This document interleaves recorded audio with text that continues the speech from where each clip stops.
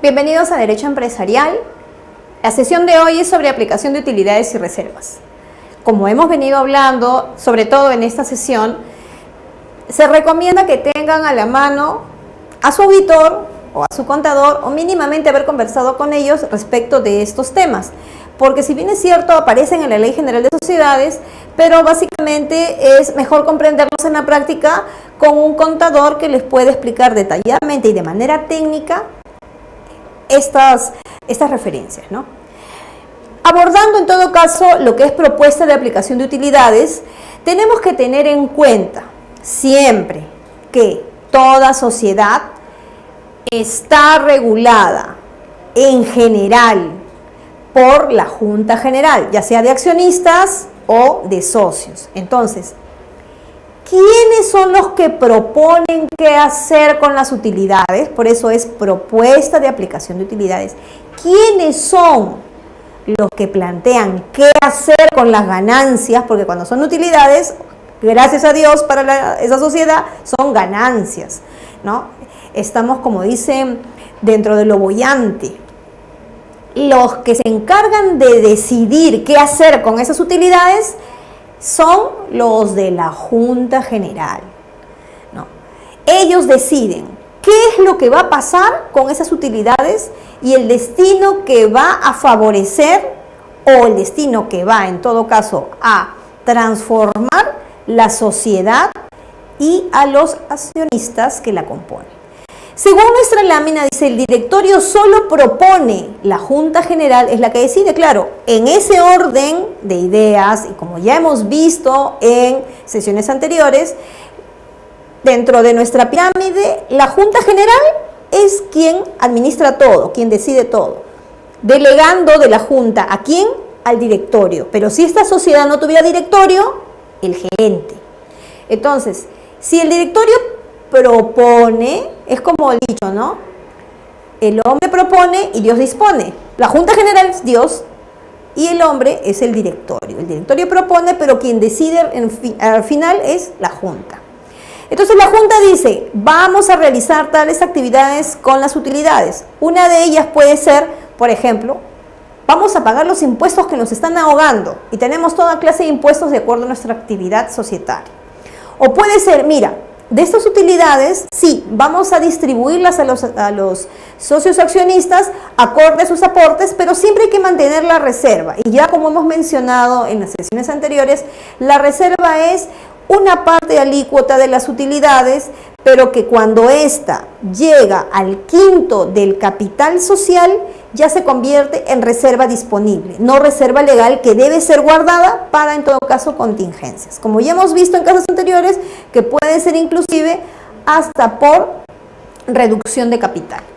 Luego, así como tenemos para pagar impuestos como para ver las reservas, tenemos que ver también que estas utilidades nos puedan servir, vamos a decirlo así criollamente, para tapar las pérdidas, para tapar los huecos y que nadie se dé cuenta y continuar con la actividad societaria hasta sí ahora poder tener una mejor ganancia, pero que nos haga felices en cuanto a la distribución de las verdaderas ganancias, ¿no? Porque estas ganancias de repente nos van a servir, pero para tapar algunas cosas, que al final no son ganancias, porque la ganancia es cuando tú tienes una verdadera bonificación y la disfrutas, ¿no?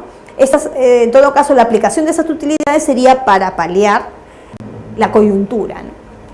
Entonces, volviendo ya al concepto real, como lo habíamos mencionado, ¿qué es una reserva legal? La reserva legal es aquella que es obligatoria hasta que se llegue a un tope. ¿Se acuerdan que estábamos hablando que de todo lo que es utilidades se guarda un poquito y al guardarse ese poquito, nosotros podríamos en todo caso luego ver si sobrepasa y al sobrepasar, ya ese sobrepasado, ese excedente vendría a ser reserva que puedo yo utilizar. O sea, ya no es reserva necesariamente que tenga que guardar acorde a ley. Entonces, la reserva en principio es obligatoria, pero solamente hasta un tope. La reserva, dice, es con la que se puede cubrir las pérdidas en primera instancia, pero, ¿no? Si estas son obviamente reservas de libre disposición. Por eso dice, las pérdidas deben cubrirse primero con las reservas de libre disposición, que son los excedentes de estas reservas legales. Luego recién se aplica la reserva legal. Es decir, si tú quieres cubrir, primero hazlo de donde tú puedes coger. Cuando ya no tienes de dónde coger para pagar, entonces sí, lo que se te está permitido acorde a ley, lo vas a tomar para pagar. Y finalmente dice, la reserva legal es capitalizable, sí, pero a cargo de una reposición. Tú puedes tomar la reserva legal y capitalizarla para darle mejor impulso a la sociedad, pero luego la tienes que reponer. Si, por ejemplo, utilizaste la reserva legal, luego tienes utilidades más adelante, así como luego de esas utilidades tienes que guardar la reserva correspondiente, tienes que reponer la que estuvo antes y que te ayudó a capitalizar. Entonces no es, no, yo voy a reponer y nuevamente tengo reserva. No, repones la que gastaste, la que utilizaste y luego sigues guardando la reserva acorde a ley, que es de mandato imperativo. Luego, dice, reserva legal cálculo. Respecto de esto tenemos que tener en cuenta, y esto básicamente es para efectos de impulsar a ganancia a la sociedad. Cuando uno tiene grandes utilidades, tenemos una gran cantidad de reserva entre la legal y la excedente.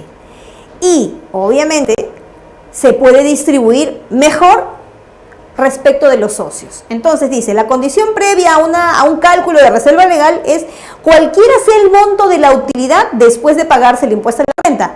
Esto quiere decir que primero lo que uno tiene que tomar en cuenta es el monto de la utilidad. Luego del monto de la utilidad, retirar lo que corresponde a pagos de impuestos. Lo que te queda, digamos, vamos a llamarlo en términos técnicos, lo que te queda de pulpa, ¿no? En términos técnicos, no en términos técnicos, obvio, de eso que te queda, separar lo correspondiente a reserva legal y si excede al tope, guardar como reserva de libre disponibilidad. ¿Cuál es ese monto que menciona la ley? El 10%. ¿Y cuál es el tope respecto del capital social? Hasta un 20%.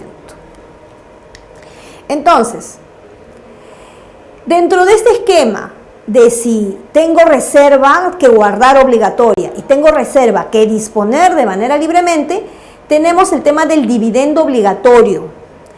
¿Qué es este dividendo obligatorio? El dividendo obligatorio es la mitad de la utilidad distribuible después de deducido el monto de la reserva. Entonces, vamos a imaginar que tenemos un cuero y ese cuero es nuestra utilidad. Ese cuero, lo primero que tenemos que retirar de ese cuero para usar nosotros es la parte que corresponde a los impuestos. Luego que hemos retirado, el cuero nos queda un poco más pequeño, ¿no? De eso que nos queda, tenemos que retirar lo que corresponde a la reserva legal. Ojo, no la reserva de libre. La reserva de libre es la suma de reservas legales. Retiramos entonces la reserva legal. Nos sigue quedando utilidades. De esas utilidades, la mitad la vamos a su vez, usar para el dividendo obligatorio. Por eso dice la norma, la mitad de la utilidad distribuible después de deducido el monto de reserva legal será el dividendo obligatorio.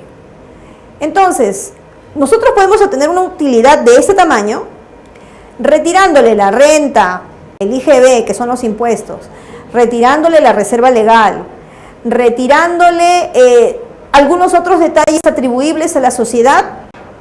Nos queda una parte líquida de la utilidad, la mitad de ella va a ser para el dividendo obligatorio y la otra utilidad ya la podríamos disponer acorde al aporte de los socios o si se fuera, en todo caso, si la Junta General lo decidiera, sería capitalizable. Entonces, volviendo al texto, el dividendo obligatorio es la mitad de la utilidad distribuible después de deducido el monto de la reserva legal. Ahora dice, la solicitud mínima de ese dividendo obligatorio, ¿no?, es el 20% del total de las acciones con derecho a voto. ¿Y qué pasa con los que solamente tienen derecho a voz? Su tipo de acción no alcanza a poder tener un dividendo obligatorio. Solamente, en todo caso, acceden a él los que tienen derecho a voto. El reparto de ese dividendo obligatorio se tiene que hacer en efectivo, no se puede hacer en especie o en otra modalidad. Entonces, volviendo al inicio de nuestra sesión de hoy, en cuanto a las utilidades y reservas, tenemos una propuesta de aplicación de utilidades planteada por el directorio y aprobada y decidida por la Junta. Luego de esa propuesta, nosotros tenemos que ver primero el tema de los impuestos, el tema de la reserva y lo que vamos a hacer antes de poder nosotros usar nuestras utilidades en favor de los accionistas. Luego de eso, tenemos que ver que dentro de lo que corresponde a la reserva legal, también tenemos la reserva propiamente dicha como reserva legal acorde a lo que dice la Ley General de Sociedades y lo que es el excedente que sí podemos de alguna forma utilizar. Luego, si utilizáramos la reserva, tenemos que devolverla, ¿no? Porque su nombre indica que es una reserva legal, que no debe ser, digamos, usada para otros destinos que no sea justamente coyunturas. O, en este caso, ver, como también lo dice la norma, el poder cubrir pérdidas, ¿no? De otro lado, el dividendo obligatorio es la resultante de la utilidad distribuible, pero en una mitad posterior a haber reducido todo, reserva, impuestos y otros detalles que la misma ley o el estatuto así lo determinen. Y debe ser entregado en efectivo. Entonces, hasta aquí estamos viendo este tema de la aplicación de utilidades y reservas y con esto también estaríamos cerrando esta sesión para poder seguir en Derecho Empresarial en esta unidad número 3 y en adelante ya poder ver el tema de transformación de sociedades. Entonces estaríamos esperándolos para esa sesión. Agradeciéndoles con anticipación y que nos sigan. Muchas gracias.